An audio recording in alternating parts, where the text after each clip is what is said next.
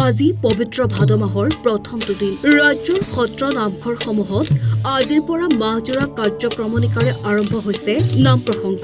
মহাপুৰুষ মাধৱদেৱৰ জন্মস্থান ৰঙাজান লেটেকু পুখুৰীতো আজিৰে পৰা ভক্তিৰসত বুৰ যোৱা দেখা গ'ল ভকত বৈষ্ণৱসকলক। বৈকুণ্ঠপুৰীত পৰিণত হ'ল যোগনায়ক মাধৱদেৱৰ জন্মস্থান।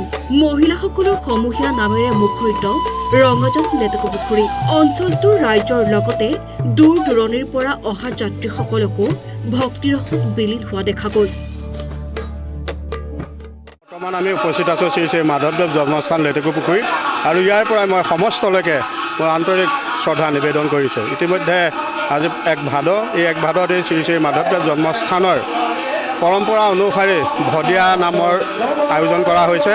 ইতিমধ্যে আজি ভাগৱতী সমাজ শ্ৰী শ্ৰী জন্মস্থান পৰিচালনা সমিতি আৰু ভাগৱতী সমাজৰ উদ্যোগত আজি আঞ্চলিক ৰাইজৰ সহযোগত আজি ভদীয়া নাম আৰম্ভ কৰা হৈছে। অহা কালিলৈ পৰা আমাৰ 300ৰো অধিক গাঁৱক আমি আমন্ত্ৰণ জনোৱা হৈছে, গতিকে তেখেতসকলো আহিব।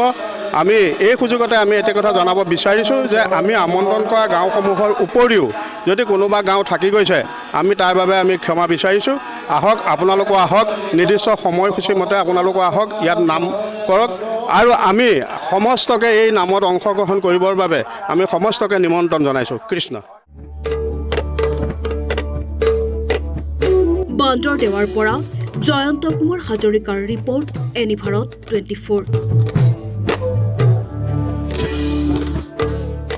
আজি পবিত্ৰ ভাদ মাহৰ প্ৰথমটো দিন ৰাজ্যৰ সত্ৰ নামঘৰসমূহত আজিৰ পৰা মাহজোৰা কাৰ্যক্ৰমণিকাৰে আৰম্ভ হৈছে নাম প্ৰসংগ।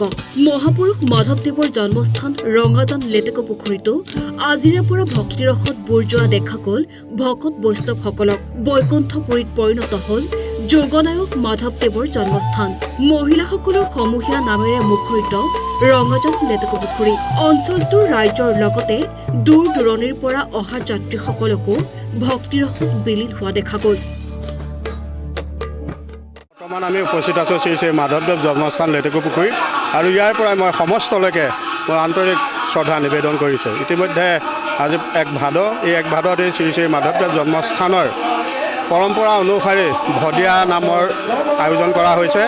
ইতিমধ্যে আজি ভাগৱতী সমাজ শ্ৰী শ্ৰী জন্মস্থান পৰিচালনা সমিতি আৰু ভাগৱতী সমাজৰ উদ্যোগত আজি আঞ্চলিক ৰাইজৰ সহযোগত আজি ভদীয়া নাম আৰম্ভ কৰা হৈছে। অহা কালিলৈ পৰা আমাৰ 300ৰো অধিক গাঁৱক আমি আমন্ত্ৰণ জনোৱা হৈছে, গতিকে তেখেতসকলো আহিব।